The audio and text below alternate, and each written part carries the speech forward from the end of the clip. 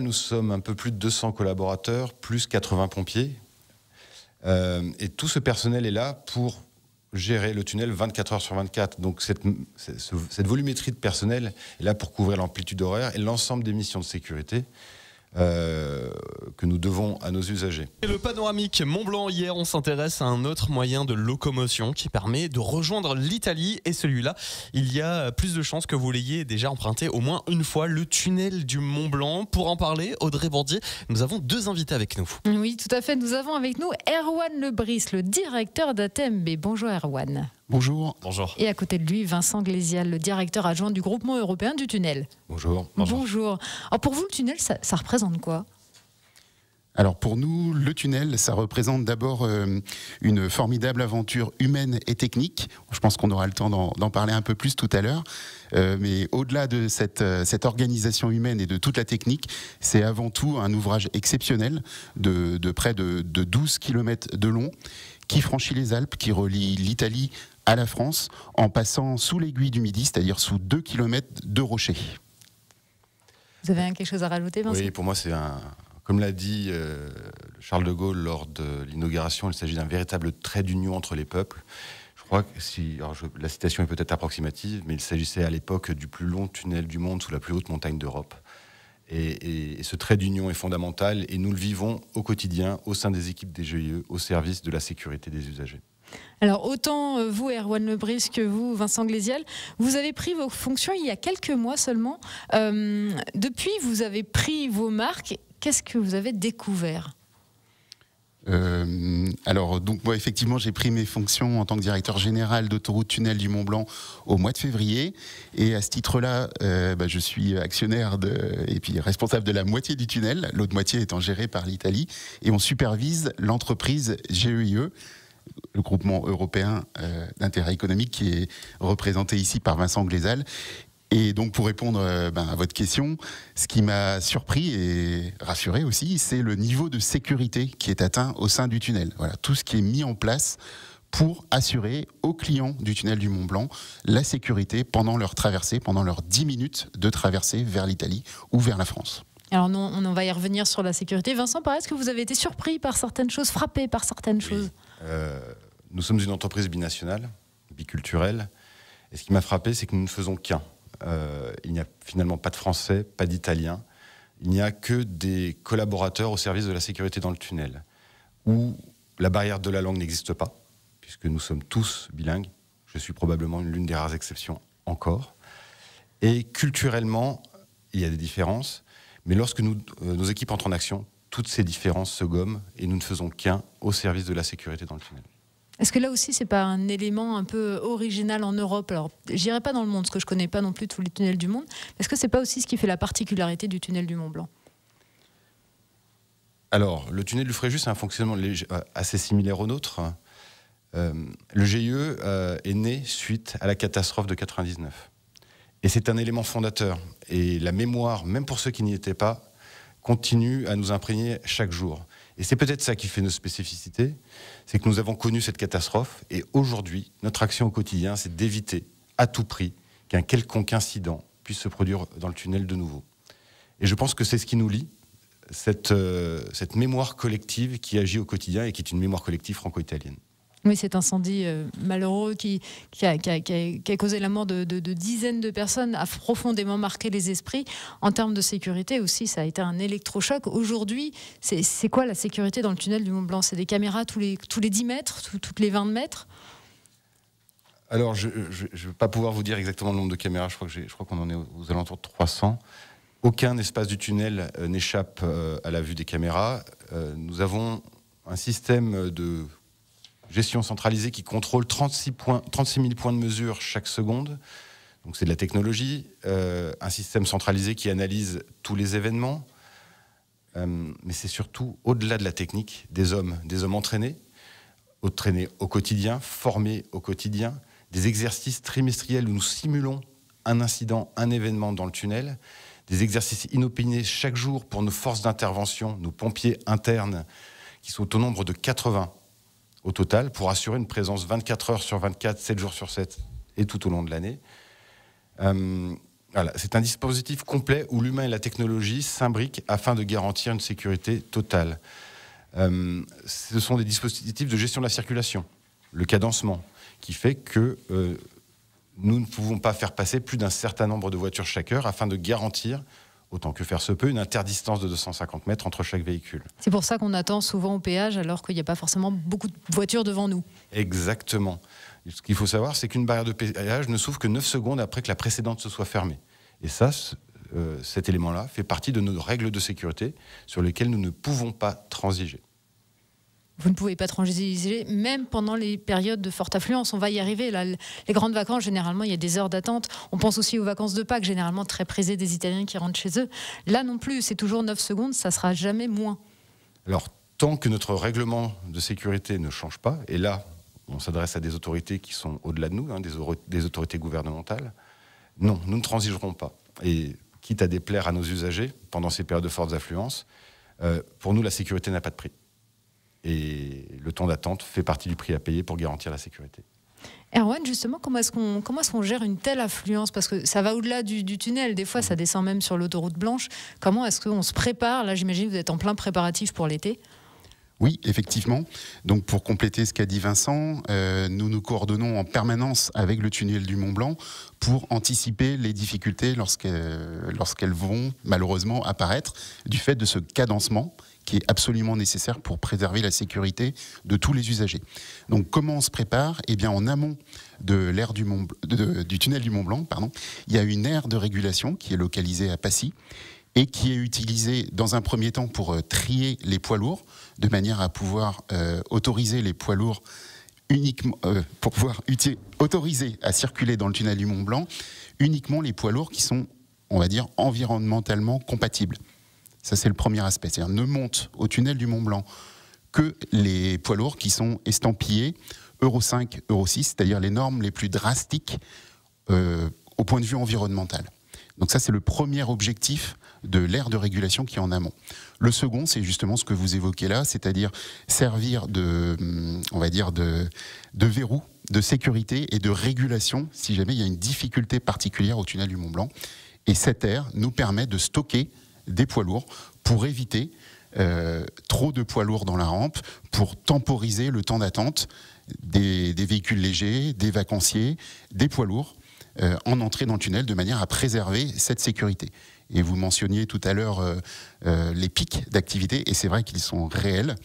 En régime courant, dans le tunnel du Mont-Blanc, il y a à peu près 5000 usagers par jour. En période d'activité d'été, en juillet et août, ce sont à peu près 8000 véhicules chaque samedi, enfin 8000 familles chaque samedi, et près de 37 000 lors du week-end de Pâques. Pendant la semaine, c'est qui qu'on retrouve dans le tunnel? Des frontaliers, il y a les poids lourds, bien sûr. Alors, au-delà des poids lourds, les frontaliers sont relativement peu nombreux. On a pas mal d'entreprises qui franchissent la frontière régulièrement pour venir travailler de part et d'autre. Et évidemment, un trafic touristique qui ne tarit jamais tout au long de l'année.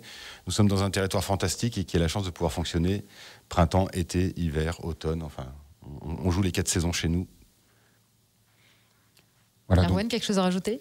Non, je pense que le panorama complet des attraits de la vallée de l'Arve, de la Haute-Savoie et également de l'Italie a été fait par Vincent.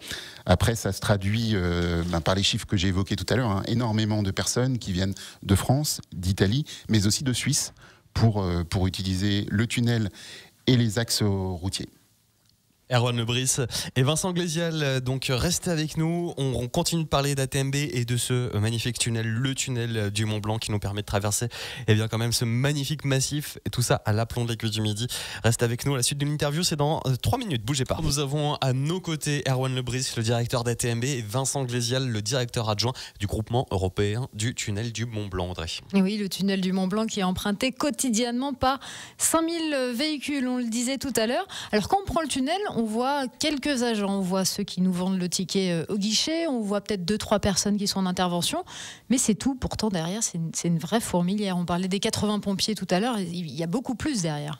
Alors au total, nous sommes un peu plus de 200 collaborateurs, plus 80 pompiers.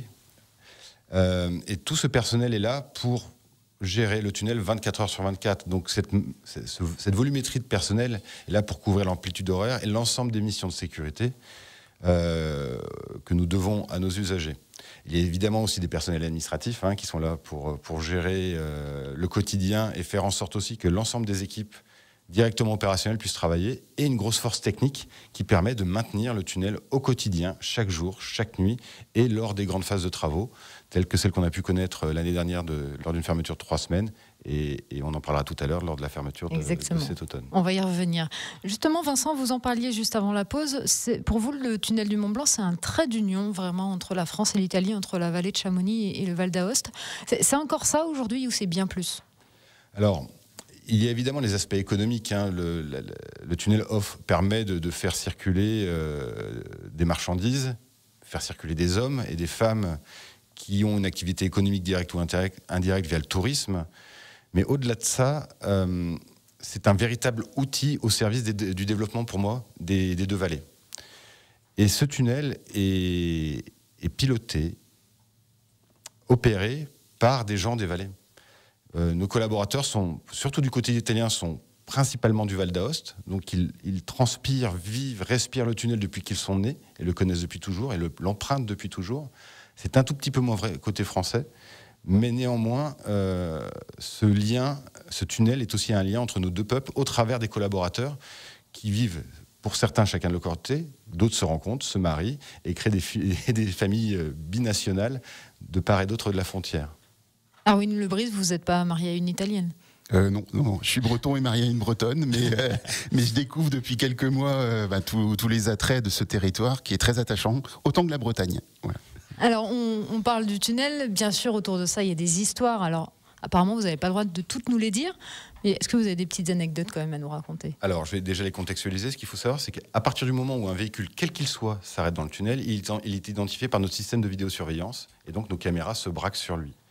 Et il nous est arrivé d'avoir des usagers, parce qu'il pleuvait de part et d'autre de la frontière, décident de pique-niquer dans un garage. Ah, donc c'est vrai. Oui, c'est véritable. Cette anecdote est vraie. Cette anecdote est vraie. Alors, ils n'ont malheureusement pour eux pas le temps de sortir les sandwichs, puisque nos équipes d'intervention interviennent immédiatement, puisque nous fermons le tunnel et nous faisons en sorte de dégager et de remettre en route la circulation afin de limiter les temps d'attente.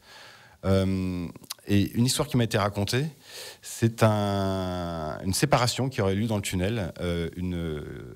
L'épouse aurait laissé son mari sans voiture dans un garage et serait sortie suite à une dispute dans le tunnel qui aurait conduit à leur séparation. C'est original. C'est original. Et nous en avons des plus croustillantes, mais je pense qu'il est un peu trop tôt. Il est un peu tôt.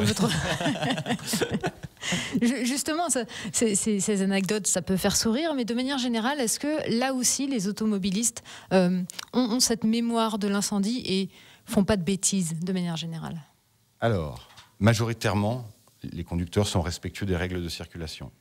Malheureusement, et ça c'est un point sur lequel je souhaite insister, nous avons toujours des dépassements à l'intérieur du tunnel, qui sont soit causés par des comportements intrinsèquement dangereux et des gens qui n'ont aucune notion de la sécurité, ou simplement des gens qui ont perdu patience à force d'attendre 3 heures de pouvoir passer le tunnel et qui décident d'essayer de rattraper un tout petit peu de temps en doublant, ce qui est extrêmement dangereux, le risque de collision est immense. Donc dans ces cas-là, nous fermons le tunnel et nous prévenons la gendarmerie ou la police italienne qui organise un comité d'accueil et qui fait perdre un petit peu plus de temps à ces usagers qui étaient un peu trop pressés.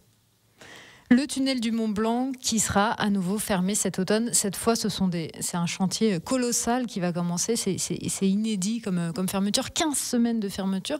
Qui veut un peu m'en parler? Erwan, Vincent? Je te laisse commencer. Oui, je commence à ce moment-là. Erwan.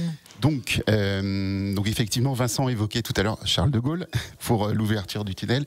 Et c'est normal, parce que le tunnel est un ouvrage majestueux, fantastique, exceptionnel, et qui a été construit qui a été mis en service en 1962. Donc 1962-2023, on est à peu près à 60 ans. Et il est normal, pour un ouvrage de ce type-là, très, très complexe, très majestueux, c'est normal au bout de 60 ans d'avoir des travaux de rénovation importants à faire. Et c'est le cas pour le tunnel du Mont-Blanc.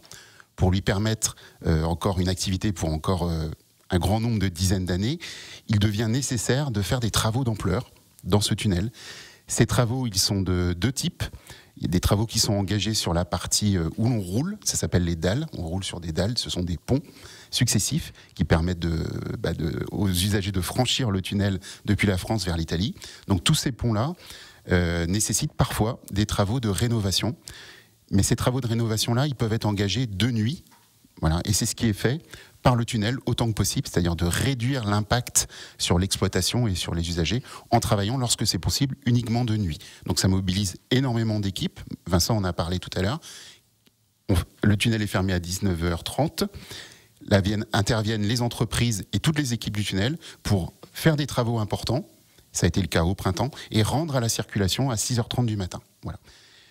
Malheureusement, des travaux de rénovation sont également nécessaires pour permettre la préservation du tunnel sur le long terme, cette fois-ci sur le toit du tunnel, ce qui s'appelle la voûte. C'est une partie en béton qu'on peut observer lorsqu'on utilise le tunnel, et cette partie-là aussi doit être rénovée. Simplement, on ne peut pas le faire de nuit. Pourquoi ? Parce que cette voûte, ce toit, supporte des équipements de sécurité qui doivent être déposés, retirés pour pouvoir travailler sur la voûte. Et on n'a pas le temps, en une seule nuit, de retirer, faire les travaux et remettre les équipements de sécurité. La seule solution qui a été trouvée, c'est de fermer le tunnel pour pouvoir faire ces travaux, on va dire à grand rendement, un très grand nombre de travaux, le plus possible, pendant une fermeture complète du tunnel. Et la période qui a été choisie pour cela, c'est la période qui avait le moins d'impact économique pour les territoires du Val d'Aoste et de la vallée d'Arve, c'est-à-dire entre l'été, la saison touristique d'été, et la saison hivernale pour les stations de ski. Donc, le GEIE, le groupement européen qui gère le tunnel, et ATMB ont résolument choisi cette période parce qu'elle avait le moins d'impact économique pour le territoire. Ça sera donc du 4 septembre au 18 décembre prochain. On aura bien sûr l'occasion d'y revenir sur Radio Mont-Blanc. Erwan Lebris, directeur d'ATMB, et Vincent Glésia, le directeur adjoint du groupement européen du tunnel. Merci beaucoup d'avoir été nos invités ce matin sur Radio Mont-Blanc. Merci, bonne journée. Merci beaucoup à vous deux, bien sûr. Je rappelle des invités à l'occasion de cette semaine italienne sur l'antenne de Radio Mont-Blanc. Semaine qui met à l'honneur ce magnifique pays qui est juste à côté du pays du Mont-Blanc, juste à côté de la Savoie et de la Haute-Savoie. Et donc... Quel autre meilleur moyen que d'y aller par le tunnel du Mont-Blanc en seulement quelques kilomètres? On est de l'autre côté de la frontière. Bien entendu, vous pouvez retrouver cette interview en vidéo sur radiomontblanc.fr, sur notre application et sur nos réseaux sociaux.